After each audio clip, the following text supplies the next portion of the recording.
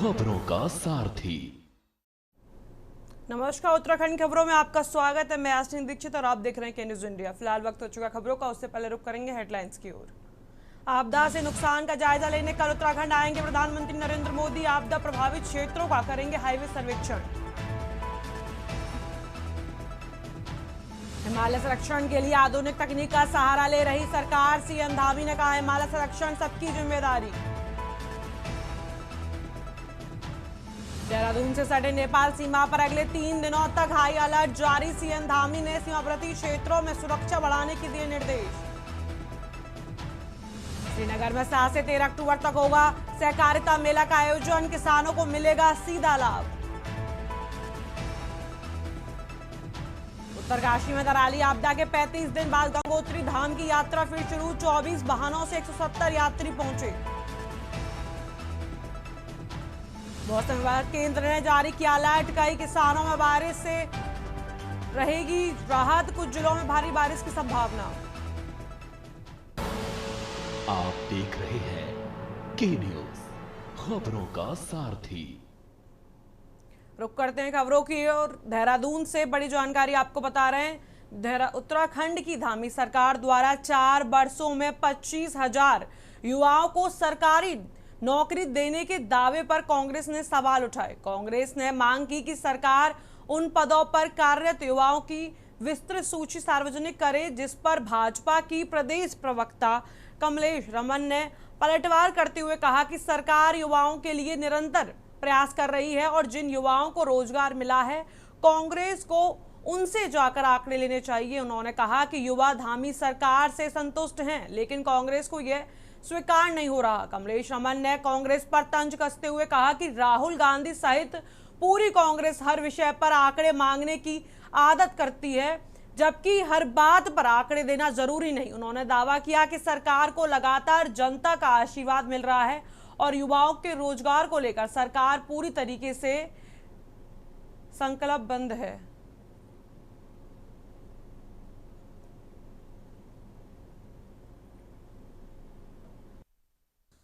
देखिए, सरकार युवाओं के लिए काम कर रही है, युवाओं को रोजगार दे रही है। जिन युवाओं को रोजगार मिला है वहां जाकर के कांग्रेस क्यों नहीं पूछती, उनसे जाकर के आंकड़े क्यों नहीं मांगती है? युवा सरकार के किए हुए कार्यों से खुश है। मुझे लगता है कि कांग्रेस को ये कहीं ना कहीं बर्दाश्त नहीं होता है। उनके राहुल गांधी जी भी कभी कभी आंकड़े मांगने लगते हैं, तो कांग्रेस को केवल ये आदत पड़ गई है सिर्फ आंकड़े मांगने की।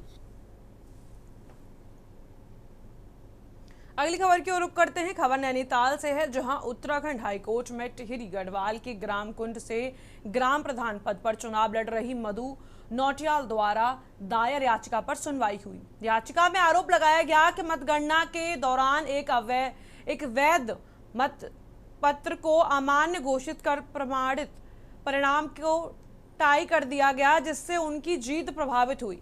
मधु नौटियाल ने दावा किया कि वह अपने प्रतिद्वंदी प्यारे लाल से 1 मत से आगे चल रही थी, लेकिन चुनाव अधिकारी ने उनके 1 मत को अमान्य कर दिया। उन्होंने यह भी आरोप लगाया कि मतगणना स्थल पर एसडीएम मंजू राजपूत की मौजूदगी और फोन पर बातचीत राज्य निर्वाचन आयोग के नियमों का उल्लंघन है। हाईकोर्ट ने मामले की गंभीरता को देखते हुए एसडीएम से 1 सप्ताह में शपथ पत्र दाखिल करने को कहा, जिसमें यह स्पष्ट करना होगा कि वे किस अधिकार के तहत वहां मौजूद थे। कोर्ट ने अगली सुनवाई की तिथि 14 अक्टूबर 2025 निर्धारित की है। देखिए, याचिकाकर्ता मधु देवी नौटियाल हैं, जो कि ग्राम कुंड पट्टी दासजुला जिला टिहरी गढ़वाल से ग्राम प्रधान का चुनाव लड़ी थी और प्यारे लाल के खिलाफ वो चुनाव लड़ी थी और 1 वोट से लीड कर रही थी।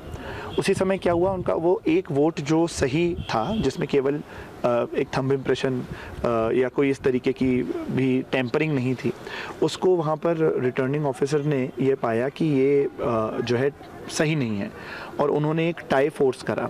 चलिए, जब टाई फोर्स हुआ तो मधु देवी नौटियाल की तरफ से इसको अपोज किया गया, लेकिन उनके अपोजिशन को दरकिनार करते हुए उनके इलेक्टेड जो एक सहायक होता है उनके साथ चुनावी प्रक्रिया में, उसको भी अंदर नहीं आने दिया जहां पर वोट्स की काउंटिंग होनी थी, जहां टाई ब्रेक होना था। और सबसे आश्चर्यजनक बात यह थी कि टाई ब्रेकिंग के दौरान वहां पर एसडीएम महोदया, जो एसडीएम हैं उस क्षेत्र की, मंजू राजपूत मैम, वो मौजूद थी कैंडिडेट के साथ और वो लगातार फ़ोन का इस्तेमाल करते हुए एक वीडियो में देखी जा सकती हैं। अगली खबर की ओर रुख करते हैं। केंद्र सरकार द्वारा गठित उच्च स्तरीय अंतर मंत्रालय केंद्र टीम IMCT के जनपद के कपकोट तहसील अंतर्गत पौसारी बैसानी क्षेत्र तथा जगदाना मोटर मार्ग सहित आपदा प्रभावित इलाकों का स्थलीय निरीक्षण किया। टीम का उद्देश्य आपदा से हुए जन धन आधारभूत संरचना कृषि एवं स्थानीय आजीविका को हुए नुकसान का विस्तृत आकलन करना तथा राज्य सरकार द्वारा संचालित राहत एवं पुनर्वास कार्यों की समीक्षा करना रहा। वहीं निरीक्षण के दौरान उन्होंने प्रभावित परिवारों से संवाद कर उनकी समस्याएं जानी तथा राहत पुनर्वास कार्यों की जानकारी ली। स्थानीय लोगों ने जिला प्रशासन द्वारा चलाए जा रहे त्वरित राहत एवं पुनर्वास प्रयासों की सराहना करते हुए सुरक्षित स्थानों पर पुनर्वास के लिए अपनी मांग रखी। निरीक्षण के दौरान टीम ने सड़कों, पुलों, सार्वजनिक भवनों, विद्युत एवं जल आपूर्ति लाइनों को हुए नुकसान के साथ साथ कृषि फसलों, पशुधन और अन्य स्थानीय आजीविका साधनों की क्षति का जायजा लिया। उन्होंने आपदा के समय मूलभूत सुविधाओं की बहाली और भोजन, पेयजल, चिकित्सा सहायता, स्थायी आश्रय एवं बचाव कार्यों की भी जानकारी ली। दिवसों में जनपद के अंतर्गत जो आपदा घटी है उसके संबंध में केंद्रीय दल के द्वारा आज जनपद का भ्रमण किया गया और विलेज का भ्रमण किया गया, जगदाना सुमटी गांव का भी भ्रमण किया गया और हरबाड़ और जो हमारी पेटकुल से जो सब स्टेशन है उसको क्षति हुई है उसका भी कल भ्रमण किया जाएगा। तो ये भ्रमण इसलिए किया जा रहा है कि जो क्षति हुई है जनपद के अंतर्गत उसकी फिर प्रतिपूर्ति सरकार के द्वारा की जा सके। तो उसी के क्रम में भ्रमण था और एक प्रेजेंटेशन भी हम लोगों के द्वारा यहाँ पर उस दल को दिया है जिसमें विस्तृत रूप से जनपद के अंतर्गत जो क्षतियाँ हुई हैं उनके बारे में अवगत कराया गया है और दल को पूरी जानकारी इसके संबंध में दी गई। खबर देहरादून से है, जहां उत्तराखंड में इस वर्ष मानसून के कारण पहाड़ी क्षेत्रों में भारी नुकसान देखने को मिला। इसका प्रभाव प्रदेश की चारधाम यात्रा पर भी पड़ा। विशेष रूप से गंगोत्री और यमुनोत्री धाम के मार्गों को काफी क्षति पहुंची। मुख्यमंत्री पुष्कर सिंह धामी ने जानकारी दी कि कई मार्गों पर संपर्क टूटने की घटनाएं सामने आई हैं, लेकिन सरकार द्वारा मशीनरी के माध्यम से अगले 10 से 12 दिनों में मार्गों को पूर्ण रूप से ठीक करने का कार्य किया जा रहा है। उन्होंने ये भी बताया कि बद्रीनाथ और केदारनाथ यात्रा फिलहाल सुचारू रूप से चल रही है और श्रद्धालुओं की सुरक्षा को प्राथमिकता दी जा रही है। मुख्यमंत्री ने भरोसा दिलाया कि जल्द ही सभी मार्ग बहाल होंगे और श्रद्धालु बिना किसी रुकावट के सुरक्षित यात्रा कर सकेंगे।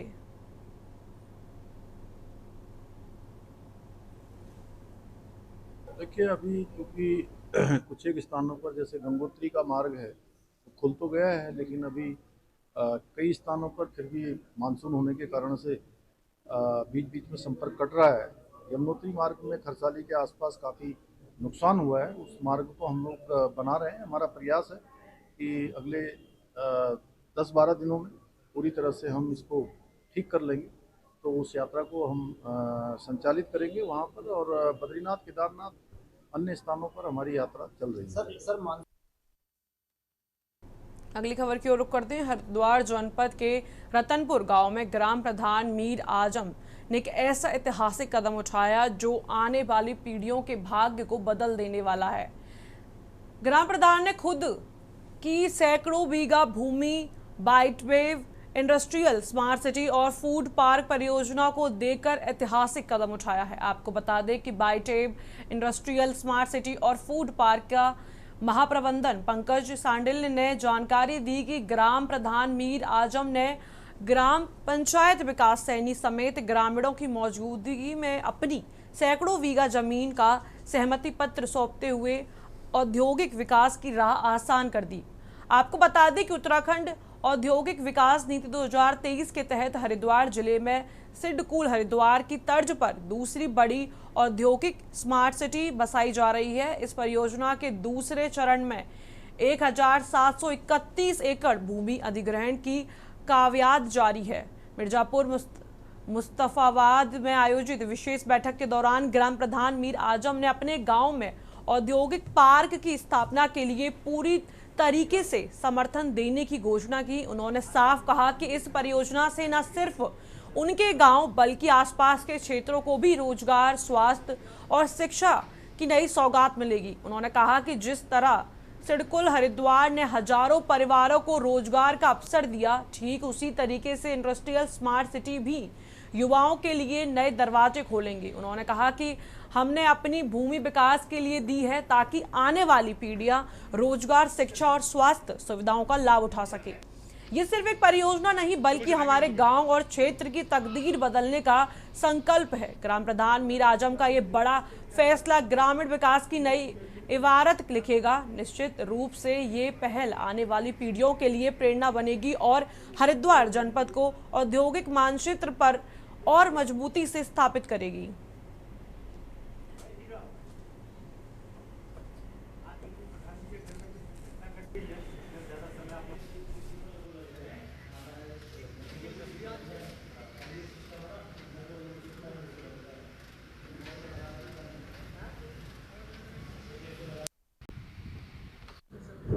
ग्राम प्रधान मीर आजम जी बहुत बढ़ चढ़ के हिस्सेदारी निभा रहे हैं। उनकी भूमिका सराहनीय है और उन्होंने सर्वप्रथम सैकड़ों बीघा के साथ हमें जमीन सौंपा है और भी अन्य का भी जमीन उन्होंने भेजा है। उम्मीद है कि जल्द ही हम इसको अचीव करेंगे। कुछ अवेयरनेस के लिए हमें एक पलायन नीति है, गवर्नमेंट की पलायन नीति के कारण हमें ग्राम में अवेयरनेस भी देनी है, कैसे बचा जा सके, भूस्वामी कैसे यहाँ पर रुक सकते हैं, विकसित क्षेत्र का औद्योगिक विकसित क्षेत्र से फायदा कैसे ले सकते हैं। इससे जो है हमारे पूरे क्षेत्र का, मतलब हमारे गांव का ही नहीं, पूरे क्षेत्र का, इसमें मिर्जापुर, मुस्तफाबाद, रतनपुर, डंडेड़ी, ख्वाजगीपुर, खटका, जोरासी, सुंधारी, पूरे क्षेत्र का इसमें जो है जमीन जा रही है और इसमें हमारे क्षेत्र का तो विकास हो ही होगा, लेकिन जितने आसपास के गांव हैं सबका विकास होगा, सबको रोजगार मिलेगा और ज़मीन के भी रेट, जो ज़मीन का कोई रेट नहीं उसके महंगे ज़मीन खरीद रहे हैं। इससे काफ़ी विकास होगा, जिसमें नदी का बांध बंधेगा, नदी का जो पानी से दिक्कत हो गाँव को वो दिक्कत हटेगी गाँव की भी, तो फैक्ट्री आओगी तो रोजगार भी बढ़ेगा जी। क्या ज़मीन तो इस टाइम वो बिल्कुल जल भराव की ज़मीन है जी। 4-5 बार तो नदी भी आई तो बांध बंधने के बाद ही काम की हो सके, उससे पहले तो उसमें असंभव हो कुछ भी काम होना। जमीन दे रहे उसमें 7 जगह जमीन है, काफ़ी जमीन है। खबर देहरादून से है जहां उत्तराखंड के मौसम को लेकर नया अपडेट सामने आया। आपको बता दें कि आने वाले दिनों के लिए राज्य की बंदिशों के लिए एक राहत भरी खबर है। मौसम विभाग ने निकट भविष्य के लिए प्रदेश के अधिकांश हिस्सों में मानसून के निष्प्रभावी रहने का अनुमान जताया। कहा गया कि आने वाले कुछ दिनों में मानसून का प्रभाव कम रहेगा। मौसम विभाग केंद्र के निदेशक डॉक्टर CM तोमर ने बताया कि मानसून का प्रभाव कुछ दिनों में कम रहेगा, साथ ही कुछ जिलों में भारी बारिश होने की संभावना भी जताई। कहा कि 11 सितंबर तक मानसून की तीव्रता कम रहने के बाद 12 से 14 सितंबर के बीच फिर बारिश की संभावना है। अगले 3 दिन बारिश की तीव्रता और डिस्ट्रीब्यूशन थोड़ा कम हो जाएगा और हमको ये उम्मीद है कि ये दौर 11 तारीख तक ऐसे चलेगा, मतलब कम होगा, डिस्ट्रीब्यूशन भी कम होगा, इंटेंसिटी भी कम होगा। उत्तराखंड में भ्रष्टाचार पर जीरो टॉलरेंस की नीति के तहत प्रदेश सरकार ने सख्त कदम उठाने के निर्देश दिए हैं। विजिलेंस विभाग के डायरेक्टर B मुरुगेशन ने कहा कि हेल्पलाइन 1064 एंटी करप्शन हेल्पलाइन का व्यापक रिव्यू प्रस्तुत किया और जनता से भ्रष्टाचार व अनियमितताओं की शिकायतों पर हेल्पलाइन 1064 पर दर्ज कराने की अपील की। उन्होंने विभाग के हेल्पलाइन पर प्रांत शिकायतों एवं आगे की योजनाओं से संबंधित प्रमुख जानकारी साझा की।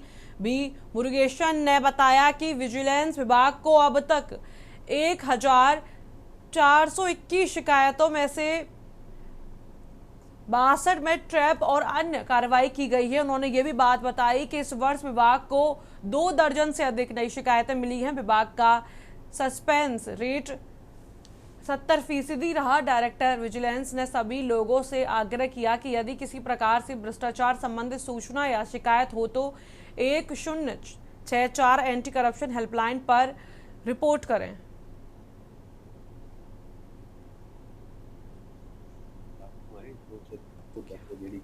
20 के आसपास है, और भी काफ़ी 27 में जो अभी कलेक्शन है, मतलब करीब 2 दर्जन सारा मैटर हमारे पास। सक्सेस रेट क्या है अब तक का? अब तक का मैंने ये लिखा है 70% हमारा कन्विक्शन रेट है, अभी तक 70+ है। अभी मैं प्रेस नोट में दे रहा हूँ उस पर। सबसे ज्यादा शिकायतें किस आपने अगर देखा होगा तो? सबसे ज़्यादा शिकायतें जहाँ आम आदमी से जुड़ा हुआ विभाग है, यानी कि पुलिस विभाग है, राजस्व विभाग है और आपके स्वास्थ्य विभाग है, और कुछ पंचायत राज है, ग्राम विकास वाला है, तब जहाँ पे आम आदमी के डेली जो काम होते हैं वहाँ पे हमारे आम शिकायत है 1064 में काफ़ी आ रहा है।